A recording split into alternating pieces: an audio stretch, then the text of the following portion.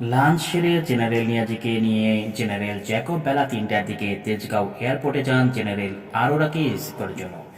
এরই মধ্যেই নানা দিক থেকে মুক্তিযোদ্ধারা ঢাকায় ঢুকতে শুরু করেছে। চারদিক থেকে হালকা অস্ত্রের বিচ্ছিন্ন গোলাগুলির শব্দ ভেসে আসছে। নিয়াজিকে বহনকারী গাড়িকে সশস্ত্র মুক্তিযোদ্ধারা আটকে দেয়। কেউ কেউ গাড়ির বনেটের উপর ঝাঁপিয়ে পড়ে। শিখ অফিসার তার পাগড়ি বাঁধা মাথা গাড়ি থেকে বের করে বলেন, নিয়াজি ভারতীয় সেনাবাহিনীর হাতে বন্দী। তাদের এভাবে বাধা দেওয়া মুক্তিবাহিনীর উচিত হচ্ছে না। মুক্তিবাহিনী ভারতীয় বাহিনীকে চিনতে পেরে নিয়াজিকে ছেড়ে দেয়। এয়ারফিল্ডে নিয়াজিকে নিয়ে পৌঁছলেও বিপদে কাটে না। অসংখ্য মুক্তিবাহিনীর সদস্য ঢাকায় পৌঁছে গেছে, কিন্তু তখনও পর্যাপ্ত ভারতীয় সেনা ঢাকায় এসে পৌঁছায়নি। এই পরিস্থিতিতে নিয়াজিকে অক্ষত কিভাবে রেড ক্রস ময়দানে নিয়ে যাওয়া হবে সেটা এখন বড় চিন্তা। এরই মধ্যে এয়ারপোর্টে একটাই বোঝায় মুক্তিযোদ্ধা এসে দাঁড়ায়, জ্যাকব প্রমাদ গোগেন। ঝটপট সেই ট্র্যাক থেকে 3জন সশস্ত্র মুক্তিযোদ্ধা নেমে আসেন। সামনে দুজনের পেছনে সশস্ত্রমণ্ডিত চেহারার এক যুবক জ্যাকব আর নিয়াজির দিকে দৃঢ় পদক্ষেপে হেঁটে আসতে থাকে। যুবকের কাঁধে মেজর জেনারেলের র্যাঙ্ক ব্যাচ লাগানো আছে। কাছে আসতেই জ্যাকব তাকে চিনলেন। তিনি কাদের সিদ্দিকী, যিনি তার বীরত্বের জন্য ইতিমধ্যে বাঘা কাদের নামে খ্যাত হয়েছেন। দেশের মধ্যে থেকে শত্রু বাহিনীর অস্ত্র কেড়ে নিয়ে এক বিপুল শক্তিধর বাহিনী করে যুদ্ধ করে গেছেন এই যুবক। জ্যাকব নিয়োজিত পেছনে রেখে কাদের সিদ্দিকীর দিকে এগিয়ে যান। তিনি কাদের সিদ্দিকীকে বলেন, আত্মসমর্পণের জন্য নিয়াজিকে বেঁচে থাকতে হবে। জেনারেল নিয়াজি নির্লজ্জের মতো কাদের সিদ্দিকীর দিকে হাত বাড়িয়ে দেন। নিশ্চুপ দাঁড়িয়ে থাকেন বাঘা কাদের। ভারতীয় কমান্ডার নাগরা কাদের সিদ্দিকীকে দুবার বলেন, টাইগার, পরাজিতদের সঙ্গে হাত মেলাও।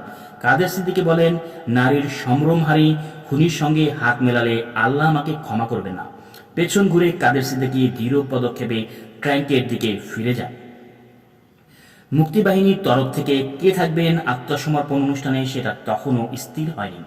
মুক্তিযুদ্ধের সর্বাধিনায়ক জেনারেল ওসমানী আছেন রণাঙ্গন পরিদর্শনে, যিনি ভারতীয় সেনাবাহিনীর ব্রিগেডিয়ার উজ্জ্বল গুপ্ত আর বাংলাদেশ সেনাবাহিনীর লেফটেন্যান্ট কর্নেল আব্দুর রবকে নিয়ে বাংলাদেশের অভ্যন্তরে সিলেটে মুক্ত এলাকা পরিদর্শনে গেছেন। 13 সেপ্টেম্বর ওসমানী এই সফরের পরিকল্পনা করেন। যুদ্ধ পরিস্থিতি যেভাবে অগ্রসর হচ্ছে এবং চূড়ান্ত পরিণতির দিকে যাচ্ছে, তাতে এখন মুক্তিযুদ্ধের সর্বাধিনায়কের বাইরে যাওয়া ঠিক হবে না। এই মর্মে মুক্তিযুদ্ধের উপ অধিনায়ক একে খন্দকার পরামর্শ দিলেও ওসমানী সেটায় কর্ণপাত করেনি। 13 ডিসেম্বর বিকেলে মুক্ত হয়েছে কুমিল্লা। একটা M8 হেলিকপ্টারে ব্রিগেডিয়ার গুপ্তের তত্ত্বাবধানে কুমিল্লা পৌঁছেন শেখ কামাল, ডাক্তার জাফরুল্লাহ চৌধুরী, জেনারেল ওসমানী আর মুক্তিবাহিনীর chief of staff general M.A. রব। বিশ্রামের জন্য কুমিল্লা সার্কিট হাউসে পৌঁছে সবাই হতভম্ব। ওসমানী সাহেবকে হাত বাড়িয়ে রিসিভ করেছেন কয়েকজন ভারতীয় বাঙালি। একে একে তার পরিচয় করে দিলেন, আমি মুখার্জি ISS, আমি গাঙ্গুলি IPS ইত্যাদি। ওনারা বললেন, কেন্দ্রীয় সরকারের নির্দেশে তারা গতকাল এখানে পৌঁছেছেন কুমিল্লা মুক্ত করার সঙ্গে সঙ্গে। তারা শহরের আইন শৃঙ্খলা রক্ষা ও নিরাপত্তার সমন্বয় করবেন। 16 ডিসেম্বরের সকালে ব্রিগেডিয়ার গুপ্ত জানালেন, আজ ঢাকায় পাকিস্তান সেনারা আত্মসমর্পণ করবে। আশ্চর্য, ওসমানী সাহেব একেবারে চুপ, কোনো কথা বলছেন না। জেনারেল ওসমানীর এডিসি শেখ মুজিবুরের বড় ছেলে শেখ কামাল জাফরুল্লাহ চৌধুরীকে বলল, স্যার, কখন রওনা হবেন তা তো বলছেন না। জাফর ভাই, আপনি যান, জিজ্ঞেস করে সময় জেনে নিন। অধীর আগ্রহে আমরা সবাই অপেক্ষা করছি। ডাক্তার জাফরুল্লাহ জিজ্ঞেস করায় ওসমানী সাহেব ইংরেজিতে বলেন, ঢাকার পথে রওনা হওয়ার জন্য কলকাতা থেকে প্রধানমন্ত্রী তাজউদ্দিন সাহেবের কোনো নির্দেশ পাইনি।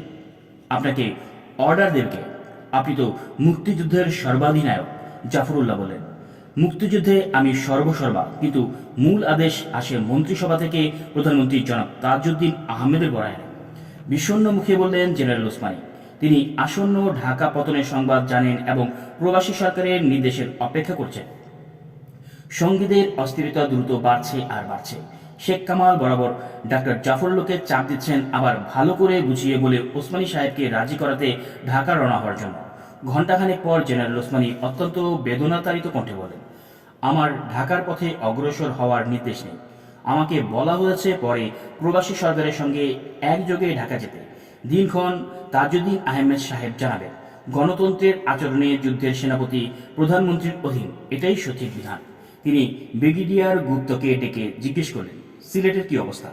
সিলেট ইজ ক্লিয়ার, ব্রিগেডিয়ার গুপ্ত জানালেন। তাহলে চলুন আমরা সিলেটে যাই। সেখানে গিয়ে আমরা বাবা মায়ের কবর জিয়ারত করব। শাহজালালের পূর্ণ মাজারে আমরা পূর্বপুরুষেরা আছেন। জেনারেল ওসমানী শেখ কামালকে ডেকে সবাইকে তৈরি হতে বললেন।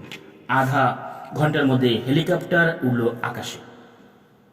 নিরুত্তপ যাত্রা সিলেটের পথে। পরিষ্কার আকাশ, হেলিকপ্টারের যাত্রী জেনারেল ওসমানী ও তার এডিসি শেখ কামাল, মুক্তিবাহিনীর chief of staff general M A Rab, MNA reporter Allama, brigadier Gupta, ভারতীয় 2 পাইলট এবং জাফরুল্লাহ চৌধুরী। কেউ কথা বলছেন না, সবাই নীরব। আতর্কিতে একটি প্লেন এসে হেলিকপ্টারের চারদিকে চক্কর দিয়ে চলে গেল। হঠাৎ গোলা বিস্ফোরণের আওয়াজ, ভেতরে জেনারেল রবের আর্তনাদ। পাইলট চিৎকার করে বললেন, ইউ হ্যাভ বি অ্যাটাক। রবের উরুতে গোলার আঘাতের পরই তার কার্ডিয়াক অ্যারেস্ট হলো। Doctor Zafrullah external cardiac massage দিতে শুরু করলেন। পাইলট চিৎকার করে বললেন, ওয়েল ট্যাঙ্ক হিট করেছে, তেল বেরিয়ে যাচ্ছে, আমি বড়জোর 10 মিনিট উঠতে পারবো বলে গুনতে শুরু করলেন। 1 2 3 10 20 30 40 50 59 60 1 মিনিট গান। এভাবেই পাইলট মিনিট গুনছে। উদ্বিগ্ন ও চিন্তিত পাইলট। ধীর স্থিরভাবে পাইলটের আসনে বসা অন্য পাইলট। ওসমানী সাহেব লাফ দিয়ে উঠে অয়েল ট্যাঙ্কের কাছে গিয়ে দাঁড়িয়ে চিৎকার করে বললেন, Zafrullah, give me your jacket. Doctor Zafrullah গায়ের জ্যাকেটটা ছুড়ে দিলে ওসমানী সাহেব ওটা দিয়ে অয়েল ট্যাঙ্কের ফুটা বন্ধ করার চেষ্টা করতে থাকলেন। ইংরেজিতে বললেন, ভয় পেও না বাছারা, আমি সিলেটকে আমার হাতের তালুর মতো চিনি।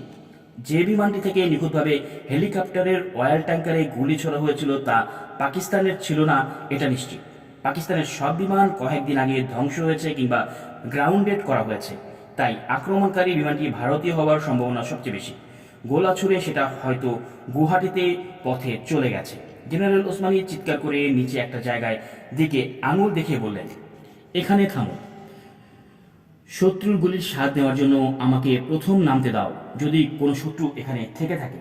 এই বলে তিনি তরুণদের মতো হেলিকপ্টার থেকে লাফ দিয়ে নামলেন। হঠাৎ গ্রামবাসী এসে ওসমানী সাহেবকে ঘিরে ধরল। দুশ্মন আইসে রে, দুশ্মন আইসে, দুশ্মন দর। পরক্ষণেই ভালো করে তাকিয়ে হঠাৎ চিৎকার করে উঠল, আমাদের কর্নেল সাহেব।